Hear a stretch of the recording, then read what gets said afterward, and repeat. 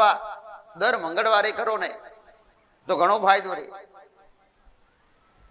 એની હારે હારે પોસ્ત્રી વ્યાવડું સવાણું ભલે મુઠ્ઠી સવાણું મેલો, એને સુડેલના નામથી મેલો, એરિયાની સુડેલના નામથી મેલો.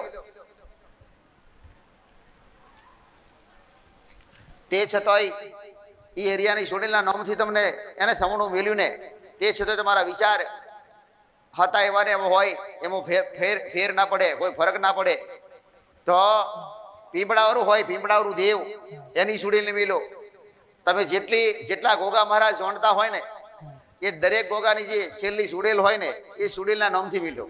તમને 4-5 ગોગા હોય, ગોગા મહારાજ હોય અને એને જોડકાની સુડેલ હોય ને એ સુડેલના નામથી મેલો. દીકરા એક જ વાર મેલો, ભલે એરિયાની સુડેલ ને ભૂલો નહીં. એરિયાની સુડેલ તો ખાસ ભલે તમને કોઈ પુરુષને આત્મહત્યા કરવાના વિચાર આવે, તમને કોઈ પુરુષને આત્મહત્યા કરવાના વિચાર આવે તો એ ગોગા મહારાજ નથી, એ કોઈ મેલડી નથી, જીન મહારાજ નાપાક જીન. એ જીન ઈચ્છા કરાવે તમને આત્મહત્યા કરવાની. તમને આત્મહત્યા કરાવી અને એ શરીરમાંથી ખસી જાય, દૂર થઈ જાય, તમારો જીવ જતો રહે. દીકરા આની ખૂબ કાળજી રાખવી. જો કદાચ કોઈને આવો વિચાર આવે ને તો એનું તાત્કાલિક સોલ્યુશન કરી દેવું. એને પહેલા તો ખાસ એને જમાડી દેવા. એને હારે હારે 2-5 કિલો ધોણા નાખી દેવા. ધોણા નાખેલા હશે, ઊન કરેલા હશે અને 1-2 વાર જમાડેલા હશે ની જીનને, તો એની શરમ આવશે, એને એ તમને છોડશે.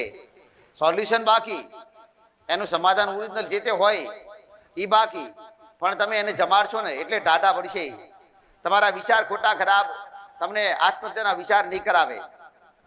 ઘર છોડવાના વિચાર કરાવે તો જીન, તો તમને બધાને ખબર હે, જીન અને અઘોરી મહારાજ એની હારે મંગળે એક અઘોરી મહારાજ છે, એ સાધુ મહારાજ છે. રાઈ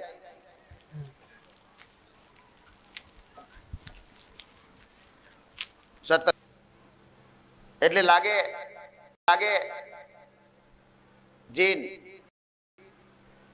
અઘોરી મહારાજ અને સાધુ મહારાજ કહેવાય. પણ ખીર બતાવું મંગળવાળાને તો ખીરનું કારણ શું કે તમને ભેડો સર્પદોષ હોય,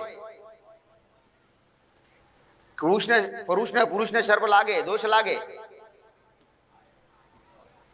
એને લાગે, સ્ત્રી જેટલો લાગે નહીં પણ લાગે, અથવા એના ઘરમાં નાગનો વાસ હોય, રહેતા હોય જગ્યાએ, અથવા જૂની જગ્યા પર 1-2-3 ઘર હોય અને પોતાના હોય તો દરેકમાં નાગનો વાસ હોય, તો ક્યાંક ને ક્યાંક તો એનો દોષ લાગેલો હોય. એ દોષના બદલામાં એને ખીર આલી. એક બાજુ મંગળનું સોલ્યુશન હારે થાય અને સર્પદોષ વાળા નાગદેવ.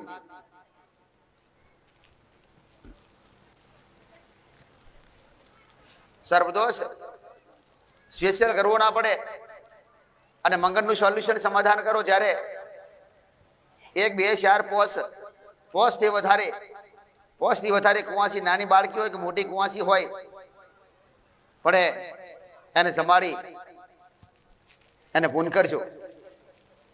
બની શકે તો દાન કરજો.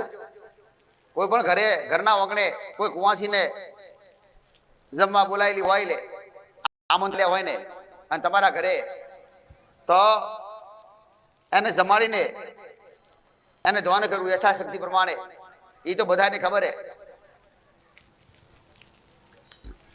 કોઈ વાસણ આલતા હોય, વાસણ આલે, કોઈ નાની વાટકી આલે, કોઈ ડીશ આલે જમ્યા પછી એને